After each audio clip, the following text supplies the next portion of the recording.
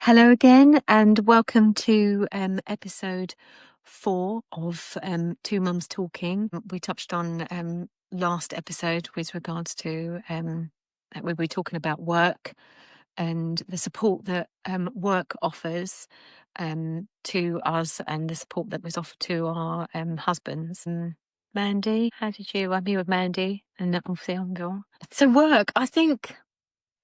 Well, my position in my job is that I work. I'm the school business manager, and I deal with a lot of HR. I deal with HR and finance. So in regards to HR, I deal with people that are off sick, and I kind of felt that I'm now that person Yes. that I would be checking in and seeing how it was. So it was interesting to see and experience how work had dealt with me, because again it was completely unexpected. It came out of the blue, and obviously you don't know, because I think you go into numbness. So the last thing that I was thinking about was work. But I did have a few colleagues that were really good, and they just said, like I would have said to anybody going through the same thing, don't think about work, don't worry about work. But I knew the process that that you expect as an employer of your employees. Very quickly, I made sure that we had gone to the doctors, because I think if you get yourself signed off, it stops you having to worry about speaking to work if you don't want to. Yeah. It gives you that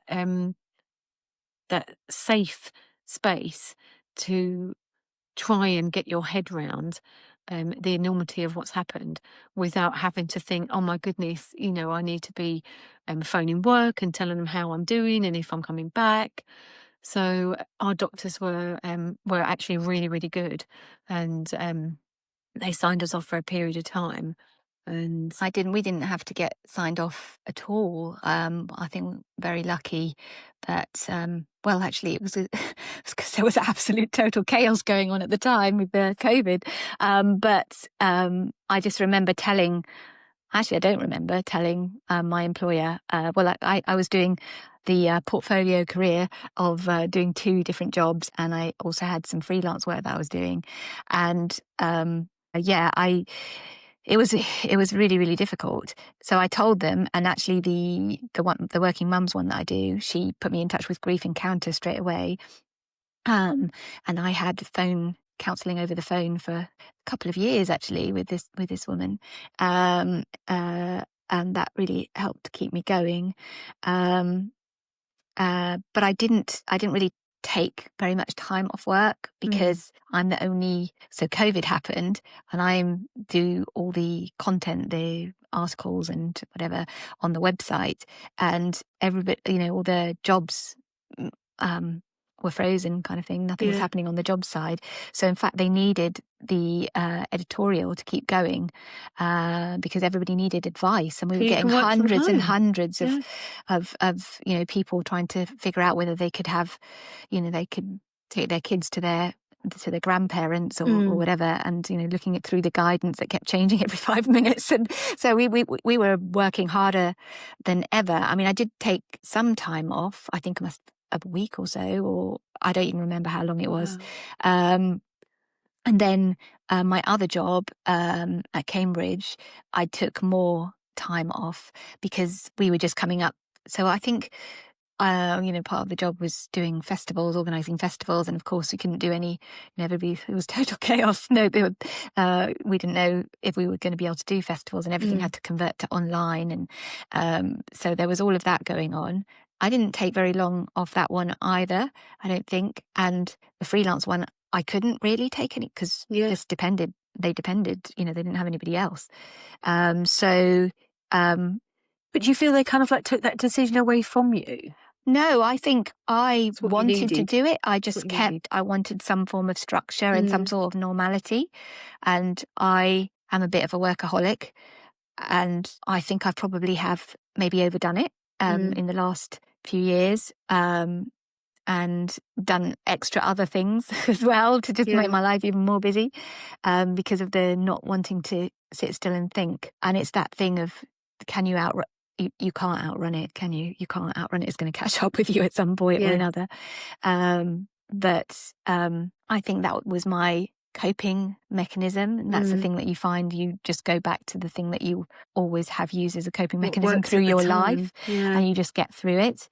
But both of the employers were like, take as much time as you want, that kind of thing. But I was the one who was like, no, I can do this. I'm going to keep going. Yeah, it wasn't long before I kind of realised that, because I think we had Jack died in September, and I went back to work in November, albeit that it was part-time. And again, I think because that's part of my job, is to help support employees that are coming back from an illness, or we've had people at work that have had operations, and you have like a phased return. It was almost like I was telling myself, this is what's available, this is what you need. And without having the head of HR, I suppose, telling me or letting me know the options, because I already knew what the options were there. But I went back to work part-time at like in the November, so it was only a couple of months, I suppose, that I'd had off. And then it was working from home, because I'm fortunate enough to be in a position where where it's business side, and that's what I suppose one of the good things that has come out of COVID, if there can be, is that the ability to be able to work from home. Yeah. And the setups that people were conscious to make sure they have. Like, we've got 2 screens, so that I can work. I've got a decent enough desk and chair, and so I was able to continue my work. Because one thing that I felt is home life is broken. And so I needed some kind of structure, and I needed to fix work. So I thought, if I didn't go back to work, then work would escalate, because people weren't. I did have some cover. I did have some people that were covering my job, because obviously doing finance, they had to. But I was conscious about, at some point I'm going to come back to, lots of things that need to get done. And I didn't want that to escalate out of control when home life wasn't, wasn't as amazing as it was. I was very conscious that in all of my jobs, I am like mainly the person who does that job, and there isn't a whole team. I think that's the case with a lot of jobs these days. There isn't a whole team of people who can just take up the slack. It's only you, and so at some point, yes, you're going to have to do it, and it's not. Yeah, you don't want to let them down and all that. And it was also what I needed at the time, and that's what I was conscious to tell them. Even though I'm back to work, I'm not fixed. No. I'll never be fixed. This is a life-changing experience that we're going through, and because it's like the same old, same old. As soon as you come back, the moment you walk through that door, you're fine, because you're working. And you do have to put a poker face on, and that's the only thing that I've found quite difficult at work. Even though there's been a lot of support, and the colleagues that I work with are amazing. And again, you see the ones that get it, the ones that don't. But sometimes I feel like I need to remind them and say, the face that you see now at work isn't the face that's at home. You kind of like put a mask on, don't you? And I suppose the busy part of work takes over, because it distracts you from thinking about what you're going through every minute of the day. And that's what made me go back to work maybe a bit earlier than some people would have done, because sitting at home, I found that quite exhausting, and just thinking about it. And yes, I didn't like that at all. Yeah, I think so. I think you were talking about working from home. I was working from home quite a lot before all of this happened, and then obviously everyone was working from home because of COVID. So I was already used to working from home. One of my jobs was a working from home job, and still is. And the other one went, remote because of COVID. And I think that gives you kind of like time to, do things at your own pace and not have to put on that mask of trying to appear happy, or not happy, but normal, or whatever normal is. Yeah. But I did find that not seeing people was quite difficult, because then you're kind of isolated, you're in a bubble. Yeah. You're not seeing them for a very long period, which what happened with COVID. It was quite, so when I went back into the office, it was like it's all done and dusted, so nobody sort of refers to it. And yet all the anniversaries and everything, and actually the anniversary is one of the busiest times that I have at work. And I've just actually left the job that I was doing then, because I realised that all of my jobs were converging on that time and being the busiest time, sort of January, February, March. And I don't have to put myself through that. I just can't do it. I can't, I try not to have any, I would take that day. I don't completely take the day off, which maybe I should. But I try not to have any meetings on that day. Yeah. And I find so the working mum's job is obviously talking to a lot of parents, and they often ask, I'll be interviewing somebody and they say, well, have you got children? And then it's just like the whole thing is like, I've got 4 children. Oh, what ages are they? And then you've got to explain and all that kind of stuff. So you've got to go over and over and over it. And I don't know if that's helpful or harmful or both, mixture of both. Because yesterday even, I was talking to somebody who is brilliant. She set up this brilliant initiative for women taxi drivers, and it's a charity that she set up, and the charity is set up because her daughter was murdered. And I just shall I say that I'm my daughter also was killed. And then sometimes I say and sometimes I don't, because I don't know how they're going to take it. And also I've got to get the job done. So I can't, go off at a tangent. Yeah, it's hard knowing what to say. That's the thing. Because obviously I was conscious about going back to work as well, because the longer you leave it, I felt, it would be harder, because going into the office where everybody, and I'd worked at this, for this trust for what's coming up for 12 years. And so everyone knows me, and they've known me for a long time. And I knew that they would be worried about me. And I thought, I just need to rip the plaster off and go in and at least see everybody, and so that they can, see me. And some people didn't know what to say, and some people were, wanting to give me a hug, which sometimes is not the worst thing. Yeah, it's off straight away, doesn't it? Yeah. But yeah, I kept saying to work, I'm coming back because I need the distraction. I need a purpose. I need a reason to get out of bed. And I was conscious because Nadia wanted to go back to work, and she was confused because she kept saying, should I? I don't know whether I should, because she's a hairdresser. She's in a creative job, and her colleagues are so supportive. She's the youngest, or she was the youngest. And so they kind of wrapped their arms around her, and they took such great care of her. And I think that's what she needed, because again, when she was at home with Simon and I, where, the majority of the time it was me crying all the time and trying to put on a brave face for her. They're not silly. Yeah, they know. They know exactly. Yeah, they know can see you when I'm driving, I know when I'm crying. I'm very aware that they're probably looking in the, if they're in the back, they know that I'm crying. Yeah. Yeah. And I think that's what she needed, because she needed a distraction as well, and some kind of normality for her, I think, is what she needed.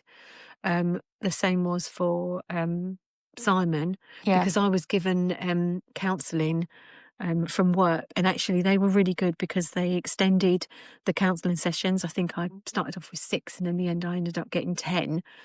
And I felt that straight away, that was the support that I felt I needed from work. But you still need to remind them. I know we'll be talking about this later on, but I'm coming up for 3 years, and I feel that there's some people that especially the ones that are more senior, you don't see every day. Um, there's like little hints that I feel like I need to give them to let them know that, I'm not fixed and I'm not back to normal and, you Yeah, know, I think they should definitely be check-ins, because I think one of the things that I like, because of COVID, it kind of everything went out the window, and obviously there were lots of things going on at my one of my jobs. The senior manager was actually, almost died from COVID, and there was a lot of chaos and everything going on.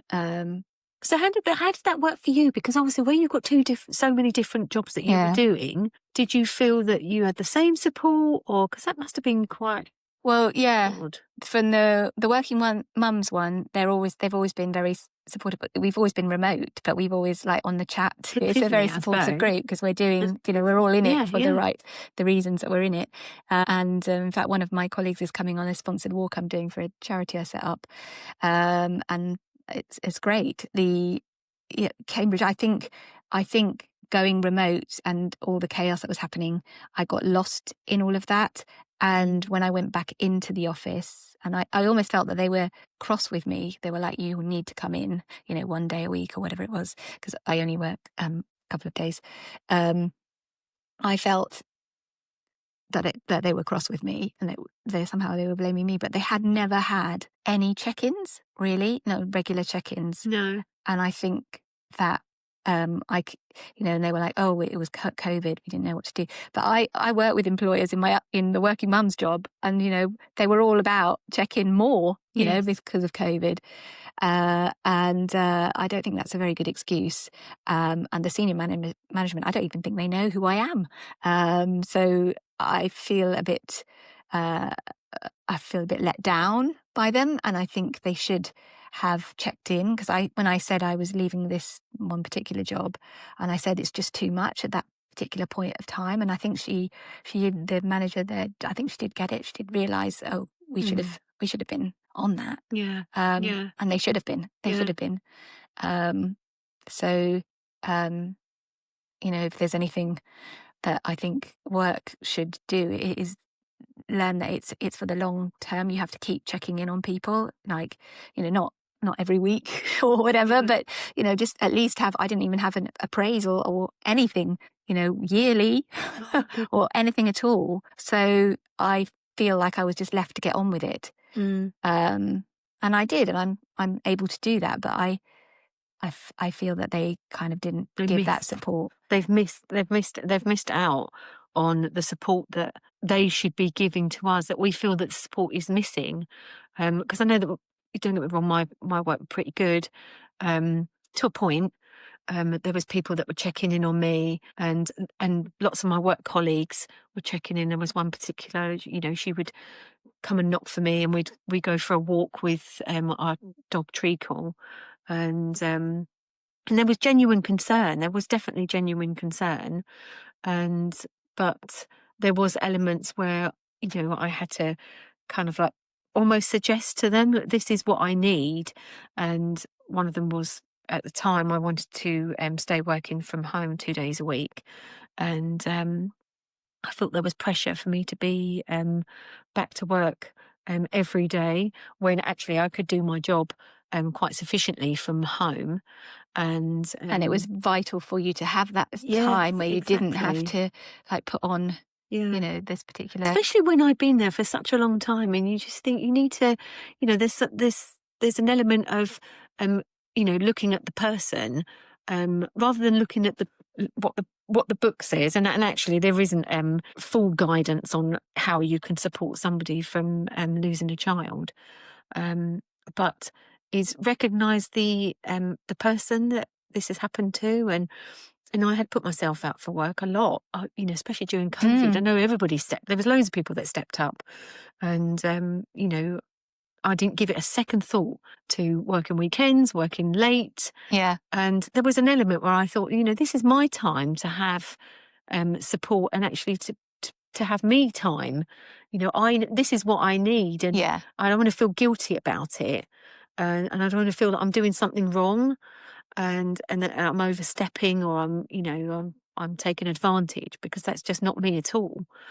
And so there was an element of that. It did get better, and since it has been, it has been great, because there is particular people that are still tapping in, and making sure I'm okay, and they're very aware of the anniversaries, because I do take, that's one of the things that I said is a non-negotiable on the anniversary, because I am able to, and I know I'm lucky that way, that I can take time, even though I'm working in school, I can take time off in term time.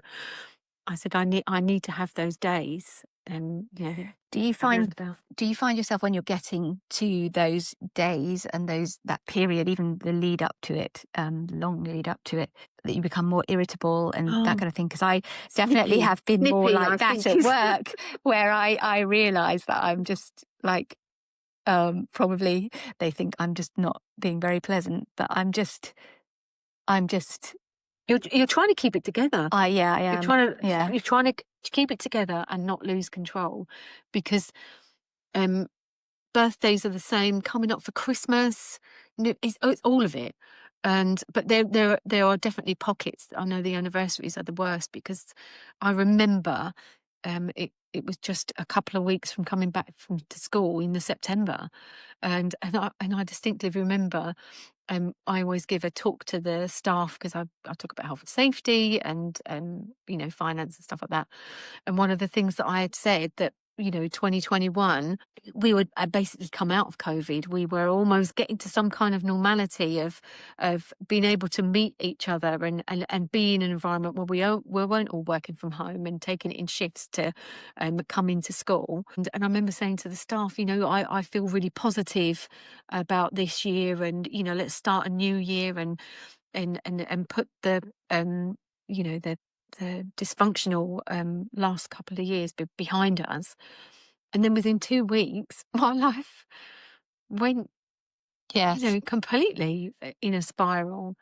And so yeah, kind of, so the anniversary is really important for me, to have that time out, and to be just with Simon and Nadia. Does Simon get that time off Yeah, as his well? work were really good as well. Actually, they were really concerned. He was working up London, and I remember I had to go into work to meet my work colleagues, and the bosses, I suppose, and he had to do the same, and they were, really shocked at what had happened. Again, because it's so unique. Yeah. Somebody losing a child, it isn't an everyday occurrence, and Gustavo, they gave him counselling, um, which was really helpful. But also, a lot of his colleagues came round, because we been with the kids mm, to his office, and yeah, they'd met them all, and he talked about them all the time and yeah. stuff like that. So quite a few of them came round to the house,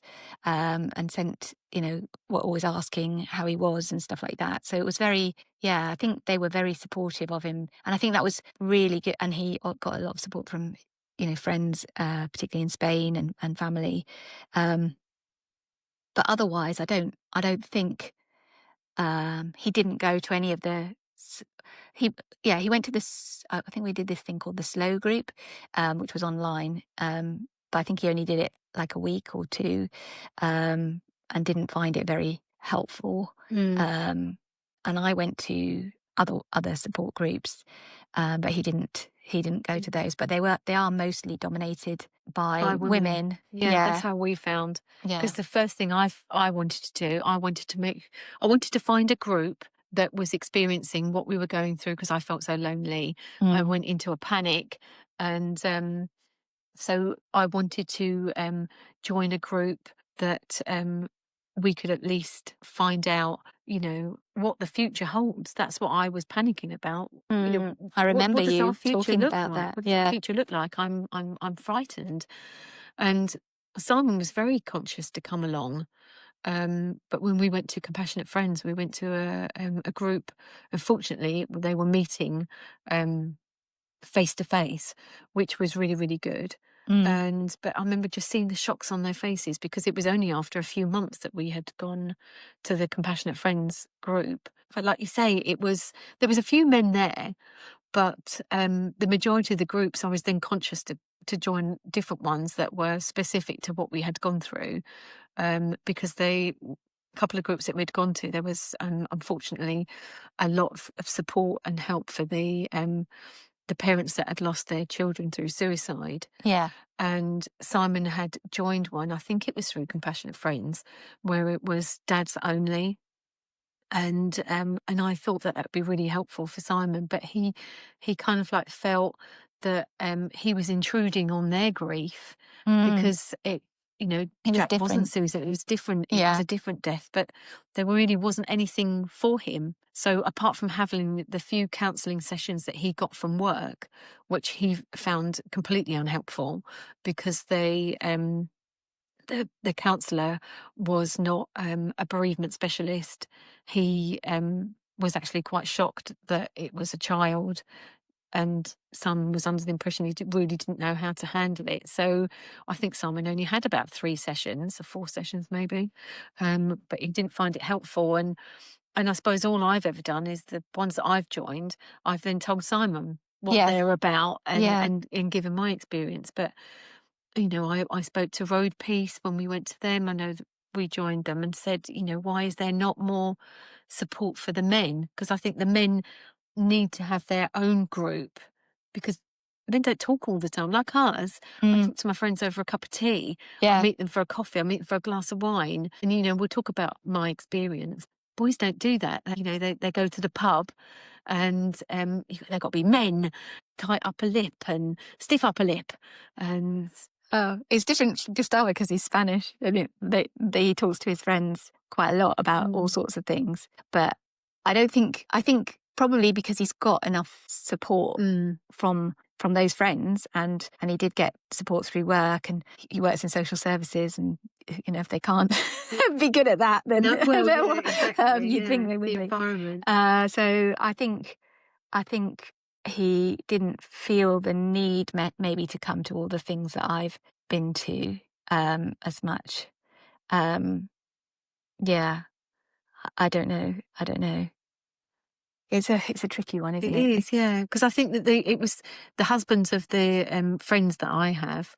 Again, they were the girls that I was going out for lunch and coffees and stuff like that with. But Simon was going out with their husbands, but Simon felt that he couldn't really. I think he spoke about Jack a few times and how he was feeling, but he kind of like felt that he didn't want to talk about it all the time because he didn't want to bring down the atmosphere of the evening, because then you kind of like feel, I suppose we're women, that we wear our heart on our sleeves most of the time, don't we? And we're very good at letting our feelings out, whereas the men not so much. So I do think that's definitely an area that needs more support. I was speaking to this charity that was set up called Best Mates, and it's set up by dads.